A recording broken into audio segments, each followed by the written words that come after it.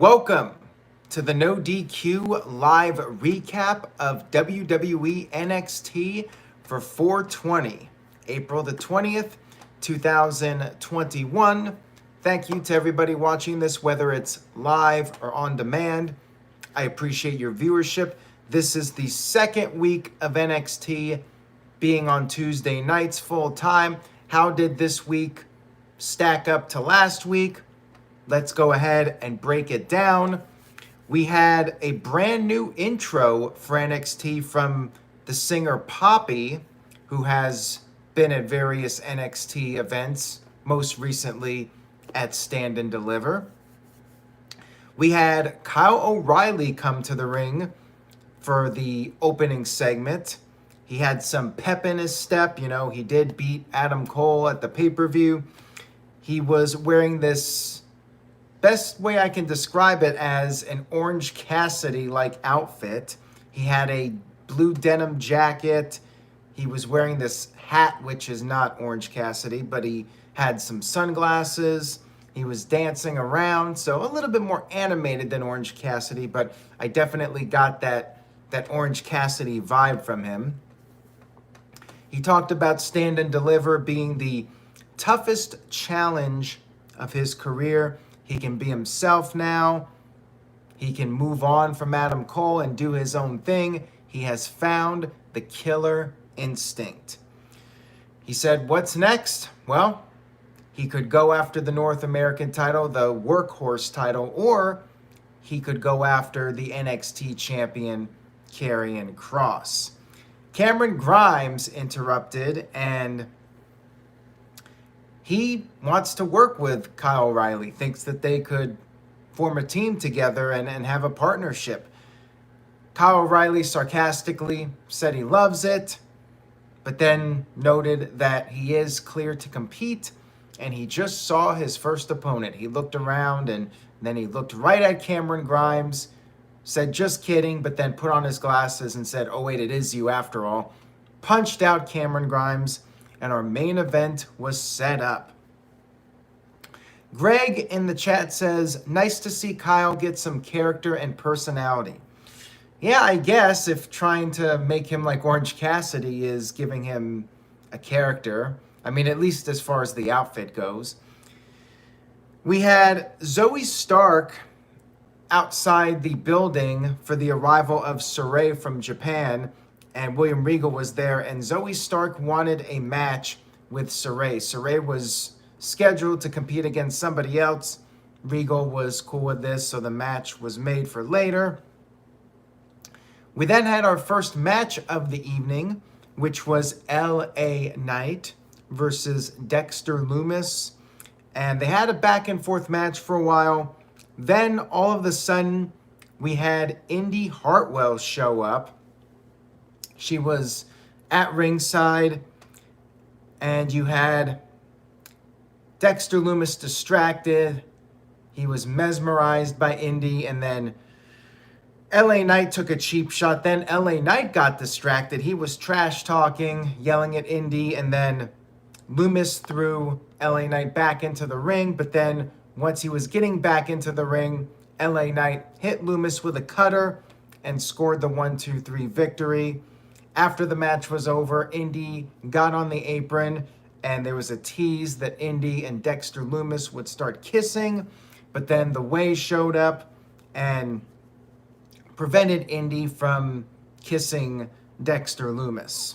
So that storyline continues, the little romantic storyline between Dexter Lumis and Indy Hartwell, Index, as people say.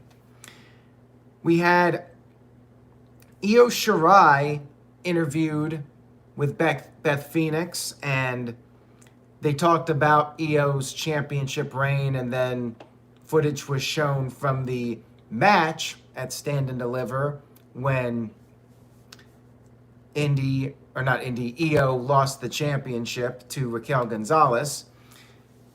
Io Shirai talked a little bit about how Raquel was the biggest and toughest challenge she ever had, and she had that 300-plus day reign as champion, and now she needs to take some time off, rest for a bit, come back, and get her rematch.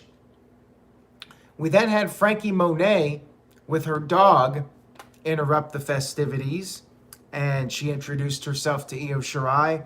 Io was not amused with this. She started yelling at Frankie in Japanese and then had a final line in English that everybody could understand. She likes cats. Love this line. I'm with you, Io Shirai, very much. By the way, if you like cats, go to aaronriff.com and check out some cat videos.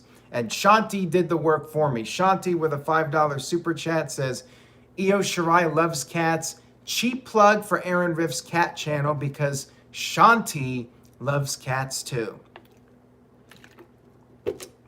Again, I appreciate that, Shanti. SSBS Fanboy with a $2 super chat says, happy 420 to Aaron and the whole No D crew. Hashtag blaze it. Well, that's not my thing, but if it is your thing, I hope you made the most out of your 420. And Greg said, as a cat guy myself, I popped for that line. Elon Brown thinks that this will be Io's last feud in NXT. It very well could be, although she teased the rematch. One would think that she'll get the rematch at some point, but maybe not. Maybe she has one more match and then she's off to the main roster to do who knows what. We had Breezango dressed up as the British Queen's guards with the uniforms. I'm not sure what it is because I'm a Yank, as they say. But yeah, British Army, whatever it is, against the grizzled young veterans. Grizzled young veterans were not amused by this. They said the fun and games will get Breezango absolutely nowhere. We then had our match, and the heels outsmarted the faces, because that's how WWE operates. Doesn't matter if it's main roster or NXT. James Drake from the veterans, he feigned an injury, and Breezango fell right into it. And pretty short match here. Tyler Breeze got pinned with the Ticket to Mayhem finisher.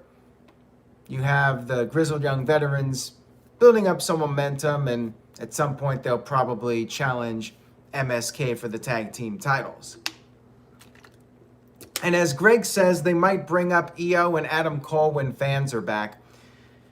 People keep saying Adam Cole. I seem to get this feeling that Adam Cole, Tommaso Ciampa, and Johnny Gargano were never leaving NXT. Just call it a hunch, but I feel like it's not going to happen, guys. Io Shirai, though, I could see that happening, although will they put her in a meaningful feud, or will she get paired up with Asuka and they become a tag team?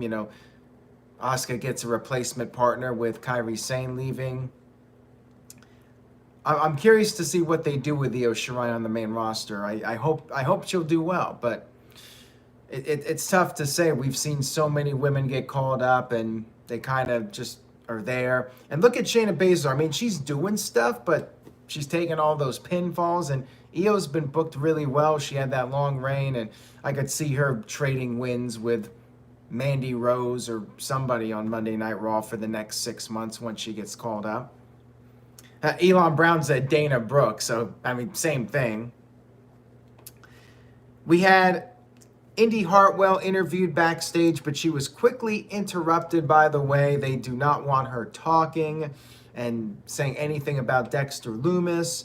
We had Bronson Reed arrive, and he said he still has his eyes on the North American title. Austin Theory said that Bronson Reed has to go through him first if he wants another opportunity. Otherwise, it's back to the line. It's the only way to get a shot at Papa John. I guess that's Johnny Gargano's new nickname, Papa John. Big Papa John.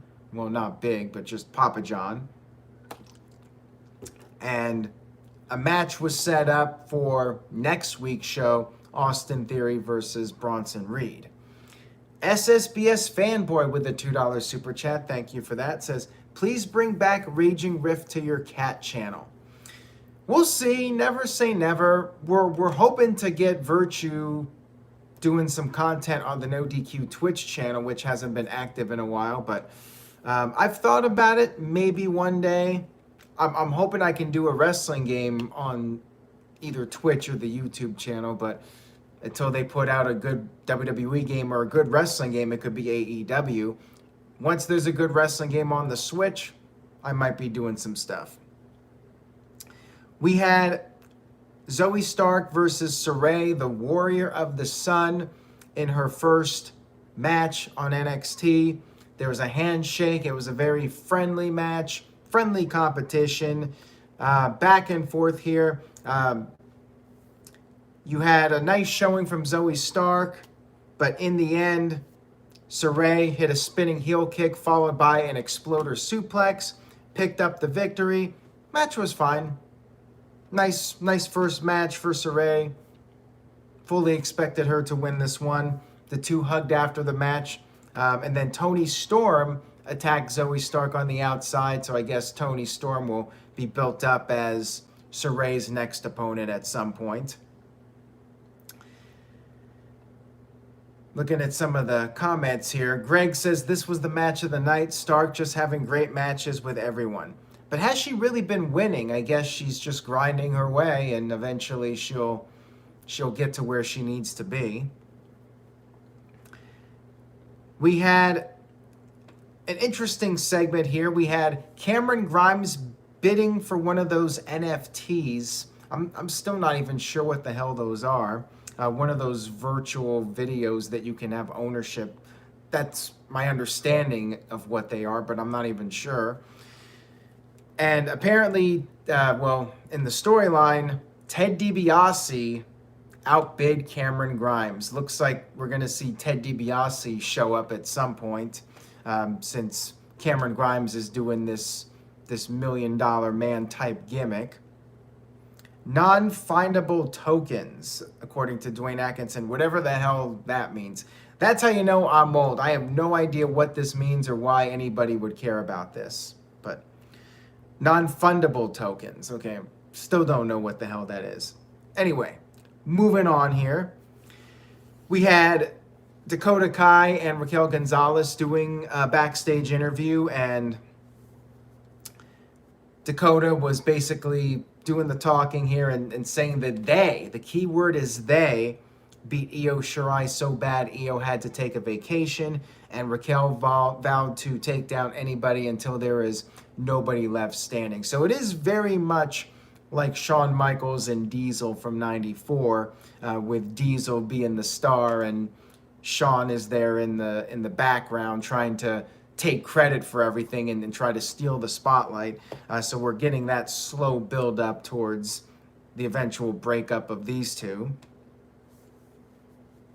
Shanti says, AK West of Money to, quote, own a clip as far as the NFTs, as far as what that is about. We had a Cruiserweight Open Challenge, the brand new champion Kushida, who thankfully got rid of the Back to the Future gear.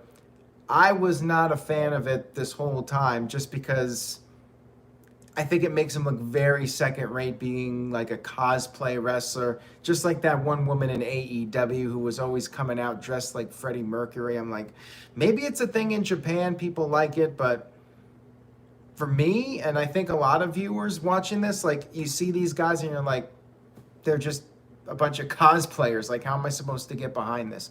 So I'm glad he changed his gear. No shoes now, so, taking a little bit more serious approach. I like it. I'm all for it. His open challenge was accepted by One Lorcan.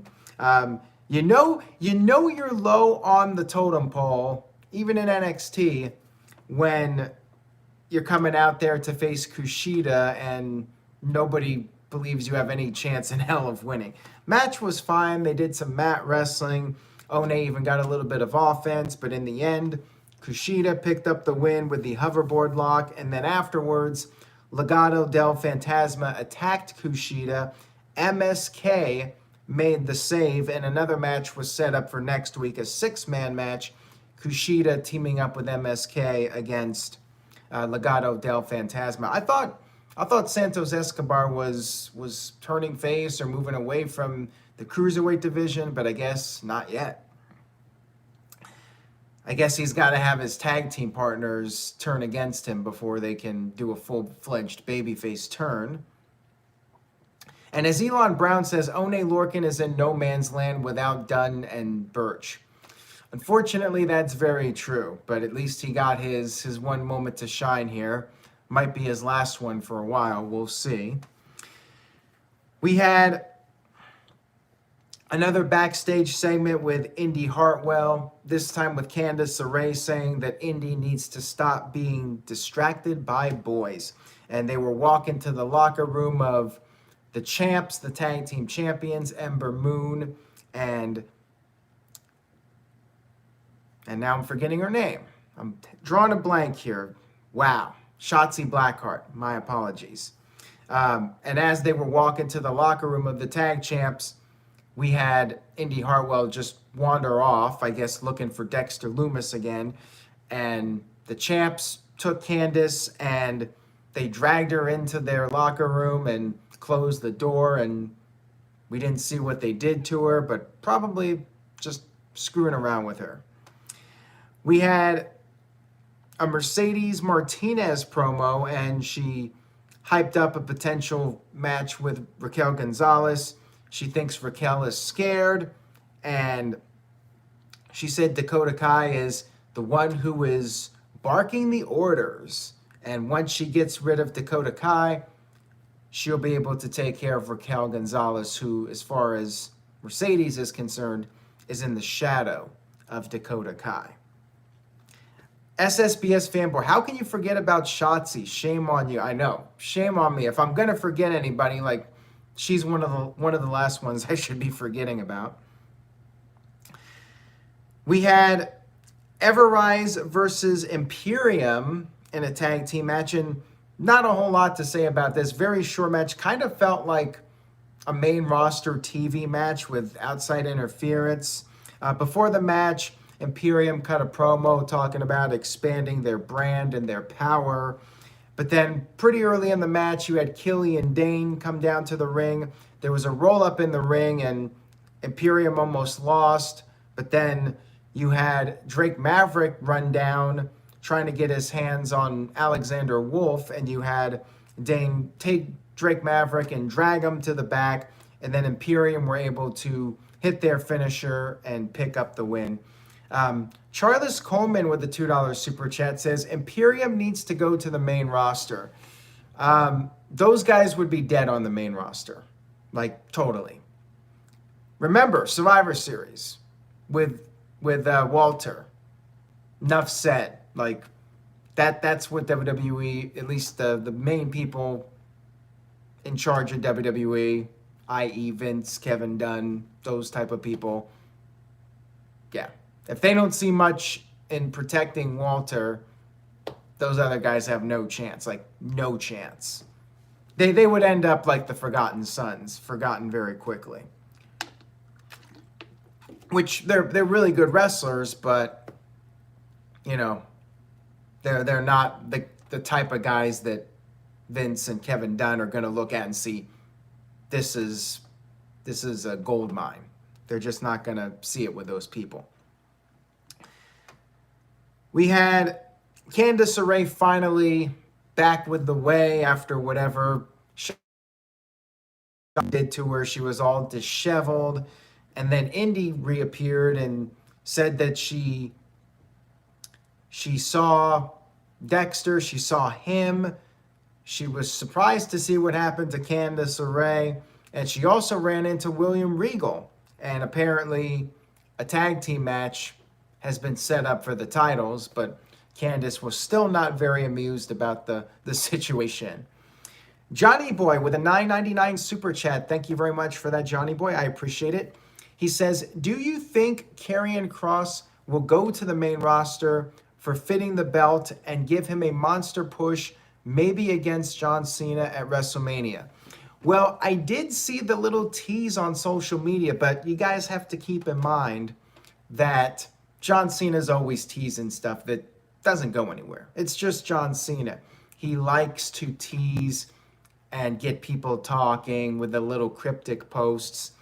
So yeah, John Cena's Instagram, he had a picture of Karrion Kross. Doesn't mean anything. It's just a little tease. But never say never, of course. It is wrestling. Anything can happen. And Tic Tat Tat says Vince will bury Kross too. See, I disagree with that. I think Kross is one of the few people in NXT that could legitimately get pushed. The guy's like 6'3", 6'4", and he looks like a tough guy. Kind of has that badass vibe to him, and his entrance is very badass. So I think Kross has a chance. Of all the guys in NXT, Kross, I think, will probably do all right. Don't know if he's going to be a top-tier guy. They might try to do what they did with Keith Lee and change him up, but he might succeed. And Carla says, love the shirt. NXT has been better than Raw. Well, pretty much anything is better than Raw these days. And Elon Brown says Imperium will be chasing the 24/7 title on the main roster. If there even is a 24/7 title. I mean, I'm getting my hopes up. Maybe we're done with the 24/7 title. R-Truth has not been around lately, but he could pop up literally at any time. Charles Coleman with a $5 super chat. Thank you for that. And thank you, Johnny Boy. I appreciate the super chats. This comment says, what's next for the tag division in WWE if teams like Imperium aren't what Vince likes? Guess you have to call up another team. Guess you'll have to bring in one of the other teams in NXT. I'm not sure, because all of the teams in NXT pretty much, I feel, are not what Vince would want to push as far as tag teams. Like MSK, probably not. And Grizzled Young Veterans, probably not. Breezango were already on the main roster. Like, the teams that I thought were going to do really well, like Authors of Pain, big monsters, intimidating looking guys, they pretty much fizzled out. Viking Raiders, WWE changed their name and started putting them in comedy segments, and now they're getting this renewed push, although how many times are we going to see them against Shelton Benjamin and Cedric Alexander? But yeah, Viking Raiders, like, to me, those are the kind of guys Vince likes to push, and they've been pushed somewhat, and we'll see how this new run goes. But yeah, unless we see a team that comes in and they look like badasses and it just have that vibe to them, I don't know. Like, it's going to be rough for the tag team division unless you create some new tag teams. TJS with a $3 super chat. Vintage TJS, by the way, going off topic, says, heartbroken that the Iron Sheik doesn't run his own Twitter. Well, the dude is in his 70s, so, it's going to be tough for him to use a computer and use a phone. I doubt he really knows much about that technology. But yeah, whoever does the Sheik's Twitter account, does a good job with it. It's pretty funny. All right, back to NXT. We had our main event, and by the way, real quick here, Shanti sent in a $2 super chat, says, AOP died when they lost Paul Ellering. That was not good. Paul Ellering was definitely a nice part of the presentation for AOP. What really killed them was the AOPP, when they joked about Drake Maverick wetting his pants and making the AOPP jokes. That's when they were dead, to me. Like, that just made them lose their credibility very quickly, pretty much with the snap of a finger. All right, so our main event, Kyle O'Reilly. And by the way, Johnny Boy says, what happened to Paul anyways? I guess Vince just didn't want to have him as a manager, bottom line. Like, WWE has a thing about managers. Like, they'll have people at ringside and valets, and you got Paul Heyman there with Roman Reigns, but generally speaking, Vince has not been big on managers, like, for many years. Managers pretty much died out in WWE in the late 80s, and We'd still see managers every now and then, but it's not something that Vince really likes to do all that much. And I think that's just what it came down to. So Kyle O'Reilly versus Cameron Grimes in the main event. And pretty good main event here, although not the most exciting end to the show, I must say. Cameron Grimes suplexed Kyle out of the ring and then worked over the injured neck that Kyle O'Reilly was recovering from. And Grimy continued to work over the neck for a while, but then O'Reilly made his comeback, came off the top with the knee to the back, same move he used on Adam Cole, and scored the 1-2-3 victory. And no appearance by Adam Cole, no cliffhanger at the end. Kind of a flat ending, in my opinion. The match was good, but I was hoping for some sort of interesting ending to get me excited about next week. Charles Coleman with a $2 super chat says, "Where is Velveteen Dream?" WWE doesn't want to use him because of the accusations. Bottom line, it's a situation where they don't want to fire him because they want to use him, but they don't want to use him right now because there's a lot of heat. They're just keeping him on ice, and I don't know if they're ever going to bring him back. Maybe wait a bit longer until the heat dies down, if it does die down. I mean, I don't know. It's a tough call. Honestly, I think they should probably just cut him. They could always rehire him, let him grind on the indies and try to rebuild his reputation, and if it works out for him, rehire the guy. I don't think Tony Khan is going to sign Velveteen Dream, at least anytime in the near future. Tony Khan is definitely somebody who is not going to hire somebody that could get him a lot of negative publicity. And right now, there's so much heat on Velveteen Dream. I don't think Tony Khan is going to go there. I think WWE is safe. They let Velveteen Dream go, let him work the indies, hire him back. He's like, what, 23, 24? Hire him back in a couple of years and see where things go. If he continues to do well in the business and rebuilds his reputation. But yeah, I say just let him go now. Just keeping him on ice just seems silly. He's not getting the experience. That's the thing. He's young. If he's gonna get better, he needs that TV time. He needs to be working with people. I'm sure he's still at the Performance Center, but the TV time is important, and you're just not doing anything with the guy.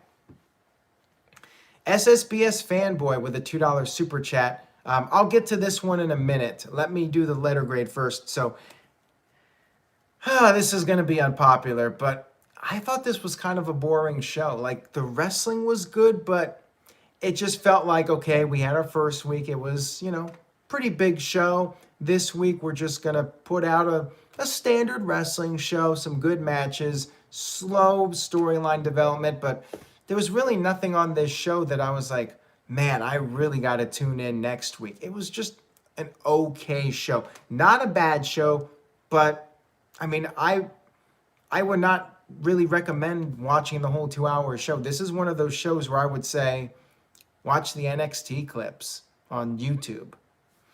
So I'm going with a C+, which is still slightly above an average wrestling show, but not anywhere near top tier from NXT. Tic Tat Tat with a C+, MVP Kev with a C, some B's in here. CC Drinking Mike B with a B-, Michael Gonzalez with a B.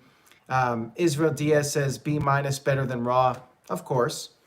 Nick Lavin with a C, MVP Kev with a C+, and Michael Wayne with a B-. And Elon Brown with a C+ says they took a night off, better than Raw. Yeah, even a lower tier NXT show is still better than Raw most weeks. And this week was definitely no exception. All right, so one last thing before I get to that other super chat.